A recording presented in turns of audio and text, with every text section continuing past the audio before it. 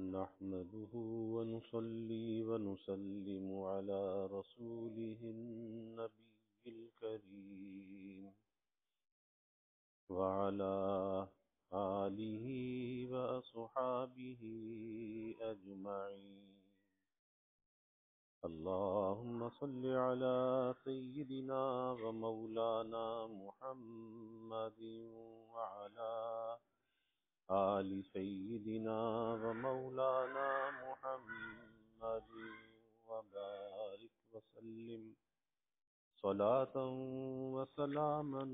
كثيرا كثيرا. توفیق الہی اپنے مرشد پاک کی برکت سے حکیم الامت مجدد الملت حضرت تھانوی رحمۃ اللہ علیہ کے مواعظ کا سلسلہ چل رہا ہے. الجلا للابتلاء کے نام سے حضرت کا یہ واعظ چل رہا ہے، جس میں بات یہ چل رہی تھی کہ انسان اپنی بڑائی کا معتقد نہ ہو، اپنے کو بڑا نہ سمجھے، بلکہ اپنے کو فانی سمجھے. اور اس پر یہ بات چل رہی تھی کہ اللہ والوں کی یہ کیفیت ہوتی ہے کہ اپنے وجود کو بھی سمجھتے ہیں کہ گویا کہ ہم سے بڑا کوئی گنہگار نہیں ہے. تو فرماتے ہیں کہ وحدت الوجود کے مسئلے کو شیخ نے کتنے دو مختصر اور آسان لفظوں میں بیان کیا کہ ہما ہرچے ہستند ازاں کم ترن کے باہستیش نام ہستی برن، کہ تمام چیزیں جو موجود ہیں اس موجود حقیقی کے سامنے کمتر ہیں. جو کچھ بھی دنیا کے اندر ہے لیکن اس کے سامنے کمتر ہیں، اور اس کے وجود کے سامنے کہ اپنے اس کے وجود کے سامنے اپنے وجود کا نام لے سکیں. یعنی جب اللہ کی عظمت کو، اس کی کبریائی کو انسان دیکھتا ہے تو اپنا وجود اسے ہیچ در ہیچ معلوم ہوتا ہے. فرماتے ہیں کہ جتنی چیزیں ہست نظر آتی ہیں، گوشت تو ہیں، مگر پھر بھی یہ سب موجود حقیقی کے سامنے اس سے بھی کمتر ہیں کہ ہستی کا نام بھی لے سکے. یعنی اس قابل بھی نہیں کہ ان کا وجود اس کے سامنے کچھ بھی نہیں. یعنی بظاہر تو وجود ہے لیکن اس کے سامنے اس کا وجود کچھ بھی نہیں. جب ان کے نزدیک وجود بھی گناہ ہے تو سارے نیک اعمال ان کے نزدیک حسنات نہیں بلکہ ان کی نظر میں بھی وہ سیئات ہیں. اور جو واقعی سیئات ہیں ان کو تو نہ معلوم وہ کس درجے میں شمار کرتے ہوں گے. اب آپ کو معلوم ہوا کہ یہ کہنا کہ ہم کس گناہ میں مارے گئے یہ اپنے کو مقدس سمجھنا ہے. اس پر بات چل رہی تھی کہ لوگ کہتے جی مجھ سے کون سا گناہ ہو گیا، مجھ سے کون سی غلطی ہو گئی، کس گناہ کی سزا آ گئی. اس پر یہ بات چل رہی تھی کہ اب آپ کو معلوم ہوا کہ یہ کہنا کہ ہم کس گناہ میں مارے گئے یہ اپنے کو مقدس سمجھنا ہے، اور یہی خود بہت بڑا گناہ ہے. اور گناہوں کو تو کیا پوچھتے ہو، پہلے اسی کی خبر لو کہ خود اسی وقت عجب اور دعوے کے گناہ میں مبتلا ہو رہا ہے. صاحبو، سچ یہ ہے کہ حق تعالی ہماری پردہ پوشی فرماتے رہتے ہیں، ورنہ پہلی امتوں کی طرح اگر گھر کے دروازے پر گناہ لکھ دیے جایا کرتے، جیسا کہ پہلے ہوا کرتا تھا کہ رات کے گناہ دن میں دروازے پر لکھے ہوتے تھے اور دن کے گناہ تو سب دیکھتے ہی تھے، اس وقت معلوم ہوتا کہ ہم کس قدر گنہگار ہیں، کس قدر گناہ کرتے ہیں، کتنے رسوا اور ذلیل ہوتے ہیں. مگر اس نعمت کی ہم نے یہ قدر کی کہ خدا تعالی نے جو ہمارے گناہ چھپائے تو ہم خود بھی اپنے کو مقدس سمجھنے لگے. ارے صاحبو، دوسروں ہی سے تو ہمارے گناہ چھپے ہوئے ہیں، خود ہم سے تو چھپے ہوئے نہیں. ہمیں تو معلوم ہے کہ ہمارے اندر کیا کیا خرابی ہے، اللہ نے دوسروں سے پردہ ڈال دیا ہے، پھر اپنے کو مقدس سمجھنا. بس یہ کتنی بڑی حماقت ہے کہ دوسروں کے حسن زن سے ہم نے خود بھی اپنے ساتھ حسن زن کر لیا. ہم کو چاہیے کہ جب طاعت کریں تو اس کو بھی دیکھیں کہ ہم نے اس کو کس طرح ادا کیا، اس نیکی کا حق بھی ادا کیا یا نہیں کیا، اور پھر یہ سوچیں کہ ہم سے کیسی طاعت مطلوب تھی اور ہم نے ادا کیسی کی ہے. یعنی نماز پڑھنا کیسا مطلوب تھا کہ ایسی نماز پڑھو، اور ہم نے کیسی پڑھی ہے، پھر سمجھتے ہیں کہ ہم نے سب کچھ کر لیا. ایسی ہی طاعت ہم سے مطلوب ہے کیا جیسی ہم ادا کرتے ہیں. ایک نماز ہی کو لے لو کہ ہم اس کی کیسی بری گت بناتے ہیں، نہ طریقے کے ساتھ وضو کیا جاتا ہے، نہ قاعدے کے موافق قرت ہے، نہ اطمینان سے رکوع اور سجدہ ہے، ایسی ٹکریں مارتے ہیں جیسے کوئی بیگار سر سے ٹالتا ہو، اور خشوع اور خضوع کا تو پتہ ہی کہیں نہیں ہوتا، نہ معلوم دل کہاں کہاں ٹکریں مارتا پھرتا ہے، پھر اس پر سمجھتے ہیں کہ ہم نمازی ہیں اور نماز کے پابند ہیں۔ اور اس طرح ہر کام کو دیکھیے اور سوچئے، واللہ اگر ہم اس طرح کسی دنیا کے آقا کا کام کریں، اس طرح جیسے اللہ کا کام کرتے ہیں، اللہ کی عبادت، اللہ کی نماز پڑھتے ہیں،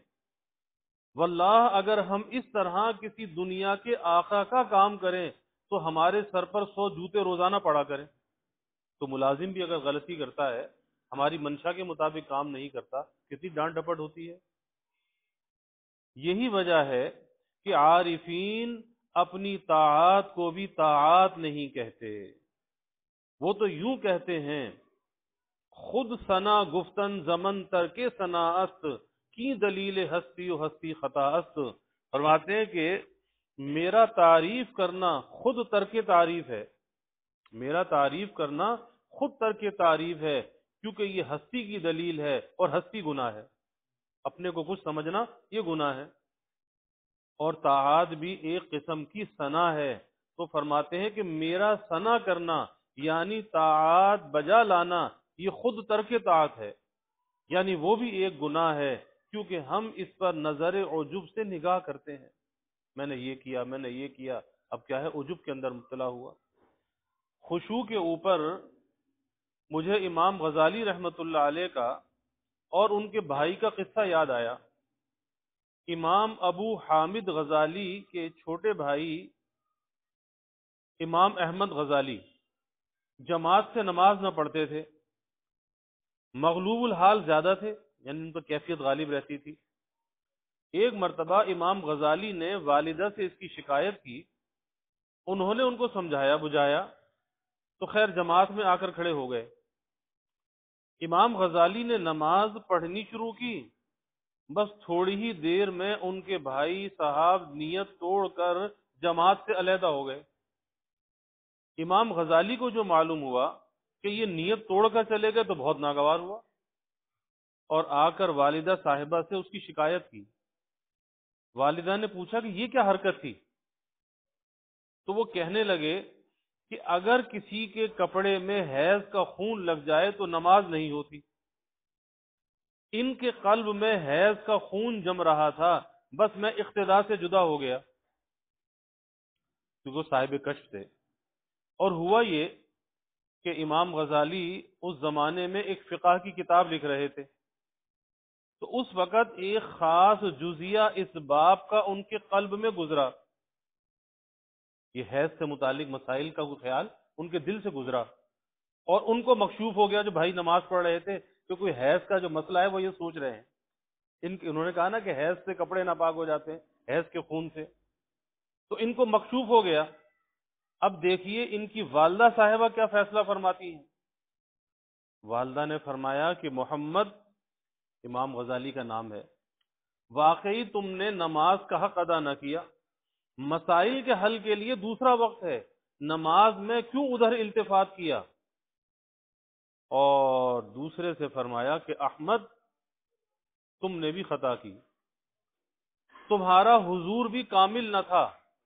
کہ تم نے حق تعالی کی طرف سے توجہ ہٹا کر ادھر کیوں التفات کیا، ان کے دل کی طرف کیوں متوجہ ہوئے، اللہ کی طرف متوجہ کیوں نہ ہوئے؟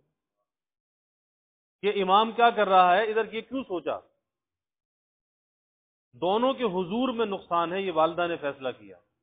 کہ دونوں کے حضور میں یعنی حضور قلب میں نقصان ہے۔ واقعی کیا اچھا فیصلہ کیا، گویا ان کا مطلب یہ تھا کہ نماز میں ایسی حالت ہونی چاہیے، دلا رامے کے داری دل درو بند، دیگر چشم از ہما عالم فرو بند، کہ جس دلا رام سے تمہاری دل بس کو بستگی ہو جائے، یعنی جس سے تمہارا دل لگ جائے،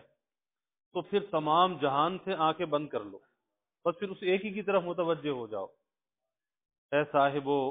اگر ہم کو ہر وقت یہ حالت نصیب نہیں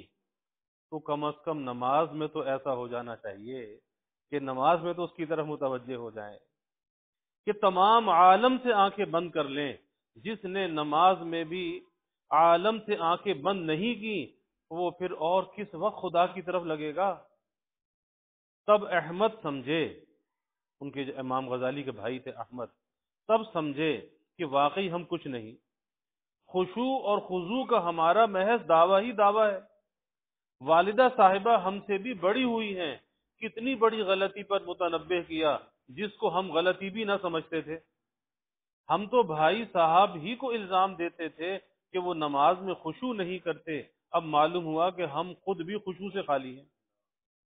بلکہ اگر غور سے دیکھا جائے تو اس وقت امام غزالی رحمت اللہ علیہ کے خشوع میں پھر بھی زیادہ نقصان نہ تھا، کیونکہ ان کو تو ایک شرعی مسئلے ہی کا خیال تھا، اور مسائل شرعیہ اگرچہ غیر خدا ہیں مگر پھر ان کو خدا کے ساتھ ایک گونا تعلق ہے، تو خدا کی طرف سے اگر دھیان ہٹا تھا تو اسی کے احکام میں لگا ہوا بھی تھا، اور شیخ احمد کا دھیان خدا کی طرف سے ہٹ کر امام کی حالت کی طرف متوجہ ہوا کہ دیکھوں ان کے دل کے اندر کیا ہے، وہاں توجہ لگا دی، اور ایک خاص واقعہ کا ان کو انکشاف ہو گیا کہ ان کے دل میں اس وقت کیا ہے، تو خدا کی طرف خیال رہا نہ خدا کے احکام کی طرف، تو یہ تشتت ان کے تشتت سے ادون یعنی کم تھا۔ اب اس واقعہ کو سن کر فرمائیے کہ ہم میں خشوع اور خضوع کے ساتھ نماز پڑھنے والے کتنے آدمی ہیں۔ غرض نماز ہی کو دیکھ لو تو معلوم ہو جائے کہ ہماری کوئی طاعت کہنے کے قابل نہیں۔ اس جگہ بظاہر یہ ایک شبہ ہوتا ہے، میں اس کو بھی دفع کر دینا چاہتا ہوں، اور وہ یہ کہ حدیث میں آیا ہے کہ حضرت عمر رضی اللہ تعالی عنہ فرماتے ہیں کہ میں نماز کے اندر لشکر بھیجنے کا سامان کیا کرتا ہوں، یعنی اس کی ترتیب لشکر کی کس طرح بھیجنا ہے، کیا کرنا ہے، وہ نماز کے اندر میرے ذہن میں ہوتا ہے۔ تو حضرت عمر یہ فرماتے ہیں کہ میں نماز کے اندر لشکر بھیجنے کا سامان کیا کرتا ہوں، تو اس سے معلوم ہوا کہ حضرت عمر رضی اللہ عنہ کے دل میں نماز کے اندر لشکر کا خیال آتا تھا، اور ایک آن میں دو چیزوں کی طرف التفات نفس محال ہے، ایک دفعہ میں ایک طرف ذہن ہوتا ہے، دو طرف نہیں ہوتا، تو یقیناً لشکر کے خیال کے ساتھ حق تعالی کی طرف خیال نہ رہتا ہوگا یا کم رہتا ہوگا، تو اب یا تو یہ مانا جائے کہ حضرت عمر رضی اللہ عنہ نماز میں خشوع نہ کرتے تھے، یا یہ کہا جائے کہ خدا کے سوا دوسرے خیالات میں مشغول ہونا خشوع کے منافی نہیں۔ اب اشکال ہے ظاہر میں سخت، بہت سخت اشکال ہے، اسی لیے ہمارے حضرت حاجی صاحب رحمت اللہ علیہ کے پاس دو عالم جھگڑتے ہوئے آئے تھے، ایک تو خطرات آنے کو خشوع کے منافی سمجھتے تھے، اور دوسرے اس کو خشوع کے منافی نہ سمجھتے تھے، یعنی ایک یہ کہتے تھے کہ خطرات آتے ہیں اس کا مطلب خشوع نہیں ہے کہ نماز میں بھی خطرات آ رہے ہیں، اور ایک کہتے تھے کہ نہیں خشوع ہے، اور اس قصے سے استدلال کرتے تھے۔ پہلے شخص کو اس کی حقیقت نامعلوم ہونے سے کوئی جواب نہ بن پڑا تھا، اس لیے بعض لوگ اس واقعہ سے خشوع کے عدم وجوب کے قائل تھے کہ خشوع کوئی چیز نہیں ہے، اس کے قائل ہونے لگے کہ حضرت عمر رضی اللہ تعالیٰ عنہ بھی تو لشکر کی ترتیب دیتے تھے، کیونکہ ان پر حضرت عمر رضی اللہ عنہ کے اس واقعہ کی حقیقت واضح نہیں ہوئی۔ حضرت حاجی صاحب رحمت اللہ علیہ نے اس کی حقیقت کو منکشف فرمایا۔ آپ نے جواب دیا کہ حضرت عمر رضی اللہ عنہ کی تجہیز جیش خشوع کے منافی نہیں، اس کی ترتیب جو ہے اس کے بارے میں سوچنا خشوع کے منافی نہیں، کیونکہ وزیر جب بادشاہ کے دربار میں آتا ہے تو اس کا خشوع یہی ہے کہ سرکاری کاغذات کو دیکھے اور بادشاہ کے سامنے پیش کرے، اس سے احکام دریافت کرے کہ کس پر کیا آرڈر ہے، کیا کرنا ہے کیا نہیں کرنا، اور اس کے مافق فرمان کو شائع کرے۔ تو ایک شخص تو وہ ہے جو بادشاہ کے دربار میں محض حاضری دینے آتا ہے، اس کا کام یہ ہے کہ بادشاہ کی عظمت و جلال ظاہر کرنے کے لیے دست بستہ اس کے سامنے کھڑا رہے، ہاتھ باندھ کر ادب کے ساتھ کھڑا رہے، کیونکہ اس کا کوئی سرکاری کام نہیں ہے، وہ تو صرف بادشاہ کے پاس حاضری لگانے آیا ہے، تو وہ تو دست بستہ کھڑا ہو جائے۔ چنانچہ دربار شاہی میں بہت سے خدمتگار صرف اسی لیے ہوتے ہیں کہ ان کے سامنے دست بستہ کھڑے رہیں، دوسرا کوئی کام ان کے ذمے نہیں ہوتا۔ سو اس کا خشوع تو یہی ہے کہ ہاتھ باندھے، سر جھکائے، بادشاہ کے سامنے کھڑا رہے، کسی چیز کی طرف نظر اٹھا کر بھی نہ دیکھے۔ اور ایک وزیر ہے، اسی دربار میں ایک وزیر ہے جس کا کام یہ ہے کہ سلطنت کا انتظام کرے اور بادشاہ کے حکم کے موافق فرمان نافذ کرے، اس کا خشوع یہی ہے کہ تمام کاغذات کو دیکھے، بھالے، ڈاک کو پڑھے، ان کے جواب بادشاہ سے پوچھے اور اس کو لکھ کر بادشاہ کو سنائے۔ بس ظاہر میں اگرچہ پہلے شخص کا خشوع بڑا ہوا معلوم ہوتا ہے کہ وہ ہاتھ باندھ کر بس کھڑا ہوا ہے اور اس کی نظر بادشاہ کے سوا کسی چیز میں نہیں، اور وزیر بظاہر دوسری چیزوں کی طرف متوجہ معلوم ہوتا ہے کہ وہ دست بستہ بادشاہ کے سامنے یکسو ہو کر نہیں کھڑا ہوتا، مگر کون نہیں جانتا کہ وزیر کا مرتبہ پہلے شخص سے کس قدر بڑا ہوا ہے، اور اس کی اطاعت اور خشوع یہی ہے کہ وہ دوسرے کاموں میں مشغول ہو جو بادشاہ نے اس کے سپرد کیے ہیں۔ اسی طرح حضرت عمر رضی اللہ عنہ اپنے وقت میں خلیفۃ اللہ تھے، اللہ کی طرف سے اس کے خلیفہ تھے، جن کے سپرد انتظام عام کیا گیا تھا۔ ان کا خشوع یہی تھا کہ نماز میں کھڑے ہو کر حق تعالی سے لشکر وغیرہ کی بابت احکام دریافت کریں، اور نماز میں جو بات ان کے دل پر القا ہو، نماز میں جو بات ان کے دل پر القا ہو اس کے موافق عمل کرے۔ اس لیے بزرگوں نے کہا ہے کہ نماز میں جو کچھ القا ہوتا ہے اکثر وہ صحیح ہوتا ہے، کہ نماز پڑھتے ہوئے اچانک کوئی بات دل میں آ گئی، اکثر وہ بات صحیح ہوتی ہے، کیونکہ اس وقت آدمی اللہ کی طرف متوجہ ہوتا ہے، تو جو بات دل میں آتی ہے من جانب اللہ ہوتی ہے۔ پس حضرت عمر رضی اللہ تعالی عنہ کی تجہیز جیش کی وہی مثال ہے جو وزیر کی بادشاہ کے دربار میں حاضر ہو کر حالت ہوتی ہے۔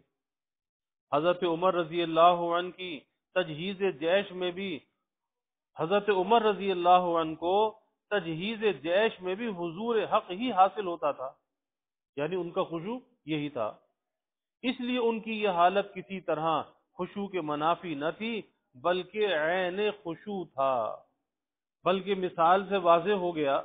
کہ دوسروں کے خشوع سے آپ کا خشوع اس حالت میں بھی بڑا ہوا تھا۔ غرض معلوم ہوا کہ یہ حالت حضرت عمر رضی اللہ عنہ کی خشوع کے منافی کسی طرح نہیں۔ اس سے ان لوگوں کی غلطی بھی معلوم ہو گئی جو اس واقعہ سے خشوع کے عدم وجوب کے قائل ہوئے، اور خشوع ضروری کیوں کرنا ہو، کیونکہ حق تعالی خشوع نہ کرنے پر بہت زور کے ساتھ شکایت کے طور پر فرماتے ہیں الم یأن للذین آمنوا ان تخشع قلوبهم لذکر اللہ وما نزل من الحق، کہ کیا مسلمانوں کے لیے ابھی اس کا وقت نہیں آیا کہ ان کے قلوب خدا کی نصیحت کے سامنے اور جو دین حق من جانب اللہ نازل ہوا ہے اس کے سامنے جھک جائیں۔ خشوع اگرچہ صحت صلات کا موقوف علیہ نہ ہو، یعنی نماز کی صحت اگرچہ خشوع پر موقوف نہیں، اس کے بدوں بھی نماز درست ہے اور فرض ذمے سے ساقط ہو جاتا ہے۔ یعنی اگر کسی کے دل میں خشوع نہیں ہے اور اس نے نماز پڑھی ہے تو نماز تو ادا ہو جائے گی، فریضہ جو ہے وہ تو سر سے ساقط ہو جائے گا، لیکن اب اس پر اجر کتنا ملا، قرب کتنا حاصل ہوا، ظاہر ہے کہ وہ چیز اس سے خالی ہوگی۔ تو فرض ذمے سے ساقط ہو جاتا ہے، مگر صاحب روح المعانی نے علماء کا اس پر اجماع لکھا ہے کہ خشوع قبول صلات کا موقوف علیہ ہے، کہ بدوں اس کے نماز قبول نہیں ہوتی، فریضہ سر سے اتر جاتا ہے، نماز قبول نہیں ہوتی۔ اب آپ خود غور فرما لیں کہ نماز سے مقصود کیا ہوتا ہے، ظاہر ہے کہ قبول ہی مقصود ہوتا ہے، جو طاعت قبول نہ ہوئی وہ طاعت ہی کیا ہے۔ اب اس کا یہ مطلب نہیں ہے کہ کوئی آدمی نماز پڑھنا چھوڑ دے، نہیں، بلکہ اپنی نماز کو بہتر کرے، اپنی نماز پر محنت کرے اور اس کو بہتر سے بہتر کرتا چلا جائے۔ اس سے آپ کو خشوع کی ضرورت معلوم ہو گئی ہوگی۔ رہا فرض کا ذمے سے ساقط ہو جانا، یہ کوئی چندہ قناعت کی بات نہیں۔ دیکھیے، دو شخص بادشاہ کی خدمت کرتے ہوں، ایک تو اچھی طرح اس کی مرضی کے موافق کرتا ہو کہ بادشاہ اس کی خدمت سے خوش ہوتا ہو، اور دوسرا بری طرح کرتا ہو جس سے بادشاہ کو غصہ آتا ہو، تو کیا کوئی یہ کہہ سکتا ہے کہ دربار میں حاضر ہو جانا اور غیر حاضر نہ ہونا ہی کافی ہے؟ ہرگز نہیں۔ سب عقلاً، سب عقلاء اتفاق کے ساتھ یہی کہیں گے کہ ایسی خدمت سے کچھ نفع نہیں، بلکہ ہر روز چونکہ وہ بادشاہ کو ناراض کرتا ہے، اندیشہ ہے کہ کہیں ایک دن دربار سے بالکل ہی نہ نکال دیا جائے۔ افسوس کہ بادشاہوں کی خدمت میں تو سب کا اس پر اتفاق ہے کہ بے ڈھنگی طرح خدمت کرنا بالکل فضول ہے، اور خدا تعالی کی عبادت میں آ کر سب کی عقلیں مست ہو گئی کہ بدون خشوع خضوع کے نماز پڑھ کر بھی خوش ہوتے ہیں کہ ہم نے بڑا کام مار لیا۔ حقیقت یہ ہے کہ ہماری طاعت تو سزا کے قابل ہے، کہ اس کی بالکل وہی مثال ہے جیسے کوئی غلام زور زور سے بادشاہ کو پنکھا جلتا ہو، اب کبھی کان پر لگ جاتا ہے، کبھی سر پر، کبھی ٹوپی اڑ جاتی ہے، کبھی ماتھے پر لگ جاتا ہے، تو کیا کوئی کہہ سکتا ہے کہ یہ بادشاہ کی خدمت کر رہا ہے؟ یہ خدمت نہیں، یقیناً بے ادبی ہے۔ پھر اس طرح پنکھا جھلنے پر اگر وہ غلام ناز کرے کہ میں نے بڑی جاں فشانی اور محنت سے بادشاہ کو پنکھا جھلا ہے اور میں انعام کا مستحق ہوں، تو واقعی احمق ہے۔ وہ انعام کا مستحق تو کیا ہوتا، انعام میں باندھے جانے کے قابل ہے، یعنی جانوروں کے ساتھ، یعنی اس لائق ہے کہ چوپاؤں اور جانوروں کے ساتھ باندھا جائے۔ اس کو خدمت شاہی کا کچھ بھی سلیقہ نہیں، نہ آداب شاہی کا خیال ہے، مگر اس کا کوئی یہ مطلب نہ سمجھے کہ جب خشوع کے بغیر نماز کوئی چیز نہیں تو اس سے فائدہ ہی کیا، لاؤ آج سے نماز ہی کو طلاق دو۔ یہ مطلب ہرگز نہیں، بلکہ مطلب میرا یہ ہے کہ نماز پڑھتے رہو مگر ساتھ ساتھ خشوع حاصل کرنے کی بھی کوشش کرتے رہو۔ پھر اگر خشوع نصیب ہو گیا اور انشاءاللہ کوشش کرنے سے حاصل ہو ہی جائے گا، ایسا ہوتا نہیں کہ کوئی خدا کی طلب کر کے محروم رہ جائے، تب تو مقصود حاصل ہو گیا۔ اور اگر فرض کر لو کہ تم نے خشوع حاصل کرنے کی باقاعدہ پوری کوشش کی اور پھر بھی حاصل نہ ہوا، تو آپ بے فکر رہیں، انشاءاللہ قیامت میں خشوع کے نہ ہونے پر آپ سے مواخذہ نہ ہوگا، کیونکہ جو کام آپ کا تھا یعنی کوشش اور طلب وہ آپ کر چکے، اب آگے کامیابی ہونا یا نہ ہونا یہ خدا کے قبضے میں ہے۔ کوشش کے بعد ناکام رہنے سے مواخذہ نہیں ہوتا، پکڑ نہیں ہوتی، مواخذہ اسی پر ہوتا ہے کہ تم نے کوشش کیوں نہیں کی۔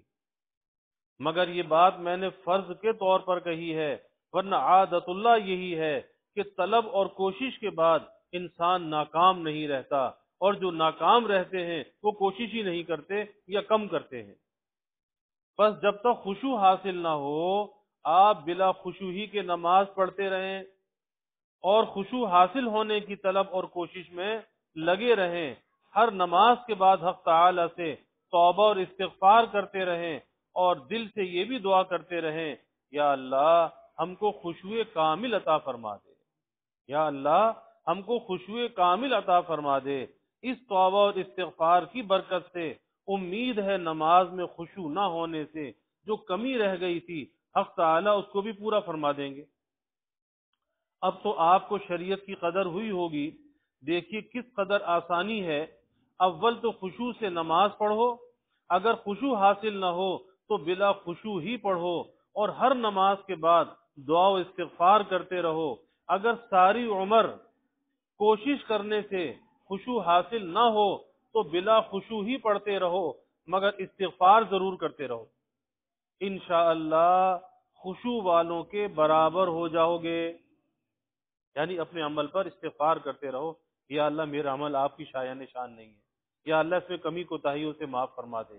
تو پھر اللہ تعالیٰ خشوع والوں کے برابر شمار فرما دیں گے۔ یہ حق تعالی کی کتنی بڑی رحمت ہے۔ غرض یہ کہ جب ہماری طاعات کی یہ حالت ہے تو پھر مصیبت آنے کے وقت یہ کہنا کہ ہائے کس گناہ میں پکڑے گئے، یہ سخت بے حیائی ہے۔ گناہ سے ہمارا کون سا وقت خالی ہے؟ ہم سے سرتپا گناہ ہو رہے ہیں، ہم کو تو اس پر تعجب ہونا چاہیے، اب تک صحیح سالم کیسے بیٹھے ہیں؟ جب یہ معلوم ہو گیا کہ مصائب کا سبب ہمارے گناہ ہیں، تو اب اس کا علاج کیا ہونا چاہیے؟ اس کے لیے کوئی مرض اس لیے کہ کوئی مرض ایسا نہیں کہ جس کی دوا نہ ہو،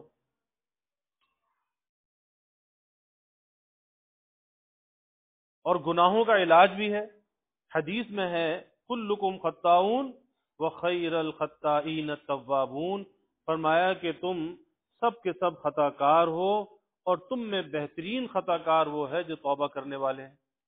کیا تسلی آمیز علاج فرماتے ہیں کہ گناہ کی وجہ سے نا امید نہ ہو، مایوس نہ ہو۔ خطا ہو جانا انسان سے کچھ بعید نہیں، خطا وار تم سب ہو۔ ملائکہ انبیاء علیہ السلام کے سوا گناہوں سے معصوم کوئی نہیں، اپنے اپنے درجے کے مافک گناہ ہر شخص سے ہوتے ہیں، مگر خیر الخطائین التوابون، یعنی خطا کاروں میں اچھے وہ ہیں جو بہت توبہ کرتے رہیں۔ تو خطا ہو جانا کچھ زیادہ تعجب نہیں، مگر اس کے بعد ندامت اور انفعال بھی نہ ہو، اپنی اصلاح کی فکر بھی نہ ہو، یہ زیادہ محل شکایت ہے کہ غلطی ہو گئی، ہو سکتی ہے، لیکن اس کی تلافی کر دے، اور وہ تلافی کس سے؟ توبہ کے ذریعے سے۔ اللہ ہمیں عمل کی توفیق عطا فرمائے۔ الحمد للہ رب العالمین والعاقبۃ للمتقین والصلاة والسلام علی اشرف الانبیاء والمرسلین، اللهم صل على سيدنا ومولانا محمد وعلى آل سيدنا ومولانا محمد وبارك وسلم۔ ربنا آتنا في الدنيا حسنة وفي الآخرة حسنة وقنا عذاب النار، ربنا أتمم لنا نورنا واغفر لنا إنك على كل شيء قدير، اللهم أرنا الحق حقا وارزقنا اتباعه وأرنا الباطل باطلا وارزقنا اجتنابا، اللهم إنا نسألك العفو والعافية والمعافاة الدائمة في الدين والدنيا والآخرة، والفوز بالجنة والنجاة من النار، اللهم إنا نسألك من خير ما سألك منه نبيك سيدنا محمد صلى الله عليه وسلم، ونعوذ بك من شر ما استعاذك منه نبيك سيدنا